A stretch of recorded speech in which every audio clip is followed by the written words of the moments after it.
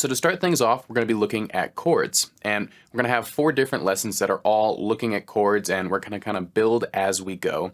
So we're going to start off with some of our fundamentals. So first we're just going to look at triads, and then we're also going to talk about 7th chords. And as I break down each one of these chords, I'm going to talk about the interval relationship and the formula that composes each one of these. So obviously this is something that hopefully you've encountered before, as this is an advanced theory course, but I'm still going to break down each individual one. And as we break it down, we're going to see how we can kind of retain these formulas, and as we play these more complex chords, we can see how just some of these fundamental building blocks are really all we'll need as we kind of get more complicated as we go on. So let's start with our triads. There are more or less 4 triads that we think about on the guitar and in music theory in general. That's our major triad, our minor triad, our augmented triad, and our diminished triad. And now our 2 most common ones of that are a major and minor triad. And then our diminished is maybe close behind. It's definitely not as common as those other 2. And then our augmented is kind of the ugly duckling of those 4 triads because it doesn't naturally occur within our diatonic system. Now, if you don't know what that means, we're going to talk about that as we go on, but just know our major and minor are really kind of our bread and butter. Our diminished is also, still kind of in the cut there. And then our augmented is kind of the ugly duckling, but still has some really incredible uses. So we're going to start out in C major, and we're actually going to do everything within the context of a C root note. So what I'm going to do is just show you these basic triads, which I'm sure you're familiar with. So we have our major triad, right? And now I'm just playing this as a simple bar chord shape with my first finger on the 3rd fret of the A string and my ring finger going from the 5th fret of D, G, and B, right? So the formula that goes into making a C major triad or any major triad is the root, the major 3rd, and the perfect 5th. And now for our purposes, I'm just going to use an abbreviated format where I'm just going to say it's the 1, the 3, and the 5. So when I say 1, 2, 3, 4, 5, 6, 7, those are all my different intervals, that's assuming that I'm just defaulting to the major scale for each one of those notes. So if I was to say it's 1 flat 3, 5, it means I'm going to take what would be the 3rd note of the major scale and take it down 1, and that would give me that flat 3, right? And we have all this material as we're going along, so we can kind of compare it with our table and see how these are adding up. So we have a C major voicing, right? Our root, our major 3rd, and our 5th. And then we have our minor triad, and the only difference there is the fact that we're taking that 3rd and we're lowering it. So now we have our root, our 5th, and our minor 3rd, right? But obviously in kind of a more sequential order, that would be our root, our minor 3rd, and our 5th. Right? And we have that association generally if you're ever taking a music theory class, or even if you ever took, kind of an intro piano class or something like that, we sometimes associate the sound of major with happy and the sound of minor with sad. And even though that's an oversimplification, I encourage you to do that stuff as you kind of get more into theory. When you develop a personal relationship with different chords and different tonalities, it becomes a lot easier, in my opinion, to memorize them.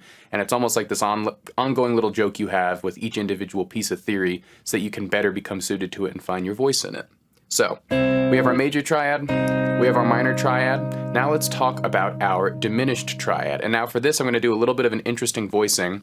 So what we do on a diminished triad is it's sort of like our minor triad. We have our root, our minor 3rd, but now we're also going to play a minor 5th, or we're just going to lower that 5th rather, because minor 5th isn't technically a term we really use. So we're just going to say it's our root, our flat 3rd, and our flat 5th, right? So where this was our major 3rd, and this was our perfect 5th in the key of C major, we're now going to play a minor 3rd and a flat 5. And that gives us this diminished triad. Now you'll notice I'm spacing it out a little bit because generally when you try to play that on a guitar, because of the length of the intervals, generally our guitar likes shapes that are more based in 4ths and 5ths. So when we're figuring things out, we might have to do some interesting, skipping here and there to get something to ring out. So I'm doing this little voicing here. I'm playing the 3rd fret of the A string, the 4th fret of the D, and then I'm skipping the G string and playing the 4th fret of the B. So that's my root, that's my flat 5, and that's my minor 3rd. Right? And that's our diminished sound. Very angular, right? I think of it, again, this is my association, as the kind of 1920s silent film runaway train sound. Right? It has that association of something chaotic is happening and it doesn't have the sound of resolution that we'd really have with those other two chords. And now let's talk about what I like to call the ugly duckling of the chords. This is our augmented chord. Now, it's also a kind of dissonant chord. It has some clashing within it, but the reason I call it the ugly duckling is because it does not occur within our diatonic system. So when we're playing the Nashville numbers, all the chords within a given key in our major system, there won't be a naturally occurring augmented chord. It actually occurs within different systems, though we can still use it in ours if we're doing a form of substitution. But again, that's getting ahead of ourselves. Let's just break down how we simply play and what the components of an augmented chord are. So we're going to have our root, our major third, but instead of our normal fifth, like if we were playing a major chord, it's going to be a raised fifth, right? So now it's going to be a sharp 5. So it's a root, a major third, a sharp 5. And we see that in the formula, 1, 3, sharp 5. So that's the sound we have with that, right? And again, I always like to try to create associations with theory just to make it a little bit more personal and have it not just be numbers and kind of mathematical on a page. So this I kind of associate with that, you know, another kind of classic film example, that Twilight Zone-ish sound where it sounds like something kind of ominous and mysterious is happening, and it is connected to what we would famously call the dream sequence sound. So that's what I'm thinking of when I hear that augmented chord. It kind of shows this pause and refrain and something mysterious, but not quite the disjointedness that we hear with the diminished chord. And those are the 4 triads that we're going to base everything off of. So now that we've got the ground running with those, let's get a little bit more in depth and talk about 7th chords. So when we say 7th chords, essentially what we're doing when we're creating these is we have our 7 intervals, 1 through 7, right? And now we're just going to skip 1, right? So we have 1, 3, 5, and we can see that means we're skipping 2 and 4.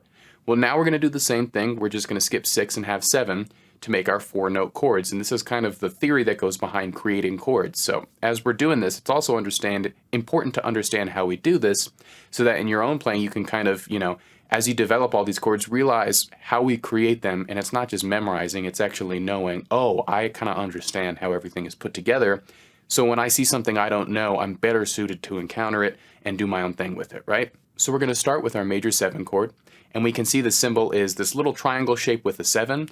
All of the symbols that accompany each one of these chords are within the chart. Again, I'm not going to spend too much time going into each individual symbol, but because they're there along with us, you want to try to make those mental connections so that when you see them, you know how we're representing them on the page, right? So we have that little triangle, and all our major 7th says is we're going to play our root, our 3rd, our 5th, and our 7th degree, again, of our major scale. So that gives us this nice sound, right? This very kind of pensive, pretty sound with this tension that we have between the root note and the major 7th, but still when it's put into context it has this very beautiful sound. And that's a lot of harmony, is taking these little bits of tension but putting it in all of this resolution and this nice harmony to create something that just, you know, has a very complex sound that can communicate a certain emotion to a listener. So that's our major 7, and remember, it's based off of a major triad. So now let's talk about our minor 7, which will be based off of a minor triad. So every time I do this, I'm always trying to think, what triad base do I have that's giving me each one of these chords? So we're going to play our minor 7 chord, which is our minor triad, our root, our minor 3rd, and our 5th, but now I'm adding the flat 7, right? So I'm flatting both the 3rd and the 7 of my major scale to give me this chord, right?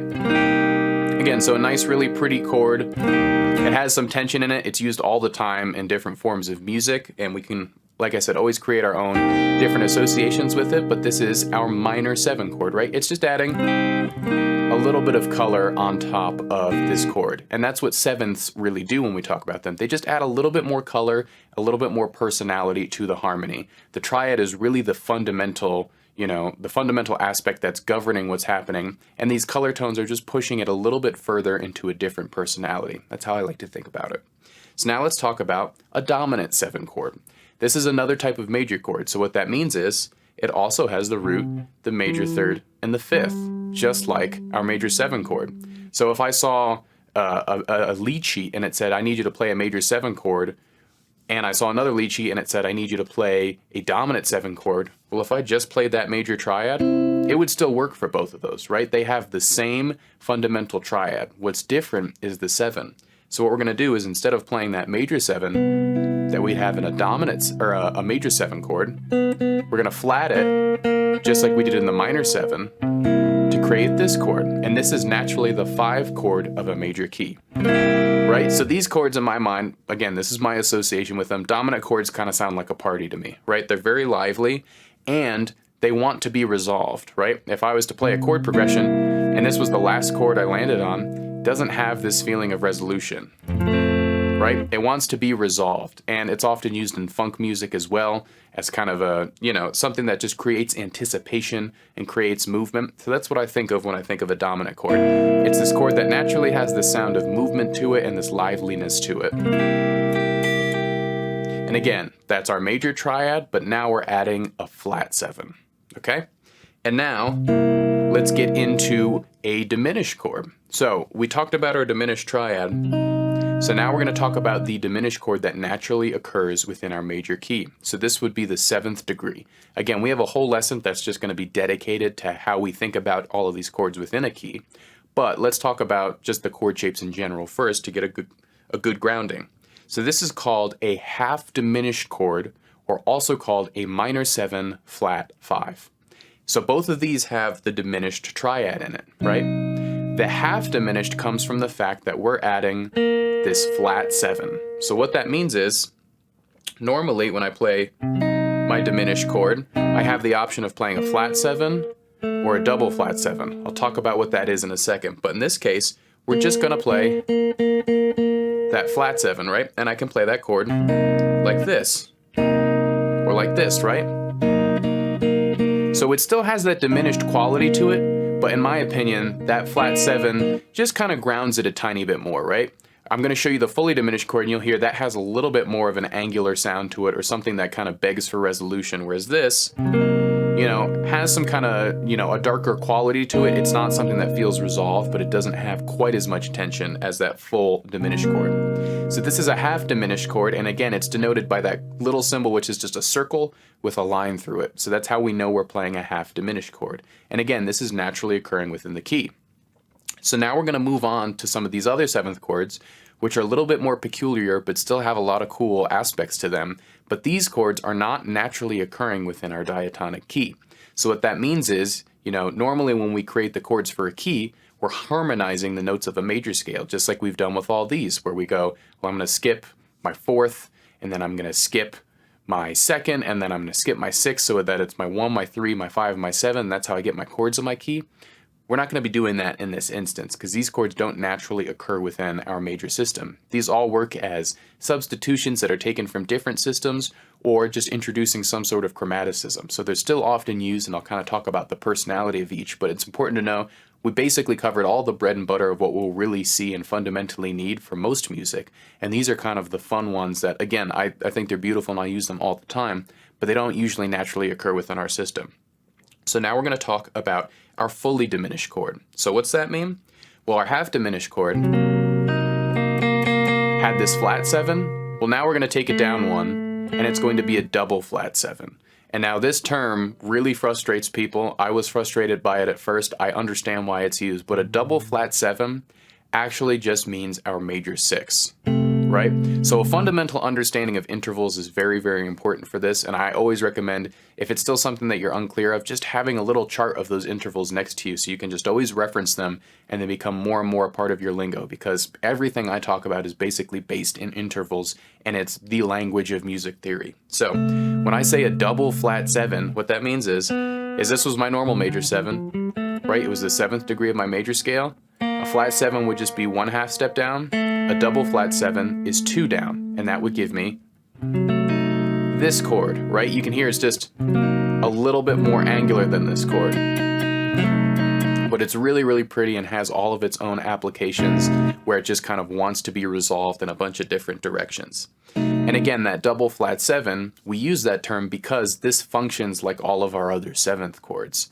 So even though it's technically, not really a 7th, in our mind, we want to use some sort of lingo that lets us know, hey, this is a 7th chord, it functions this the same, it just happens to have an interval that is, you know, much lower than the normal 7th we'd have in a given chord. So that's why we use the double flat 7, just to denote that this is in fact a 7th chord, even though we're, you know, technically playing a major 6, and we can think about it that way if it better suits our hands. So that's our diminished 7 chord. Now we're going to talk about a major 7 sharp 5. Again, getting into some weirder stuff. This is essentially saying, let me take that major 7 chord, but let me have an augmented triad as the bass. And again, we're getting a little bit more peculiar here, so if you were just kind of sticking to those earlier forms of chords, it's completely okay. I just wanted to be complete with these 7th chords so we could get a good feel of all of them. So this was our major 7 chord, but what we're going to do now is I'm going to take this G and I'm going to raise it, right? So now I have an augmented triad. So this is my root, my major 3rd, my sharp 5, and then I'm going to add this major 7.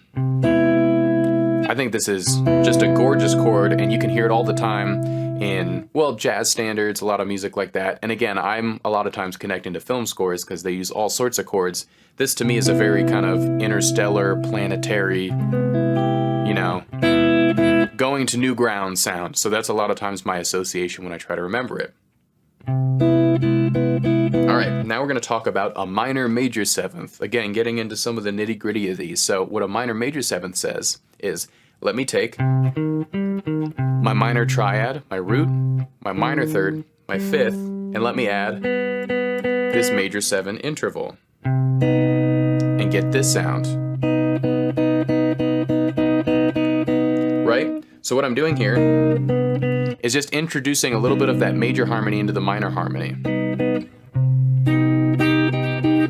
And as we continue on, we'll just talk about one more type of 7th chord here. So this is going to be a diminished major 7. So what's that mean? That means I'm going to take my diminished triad.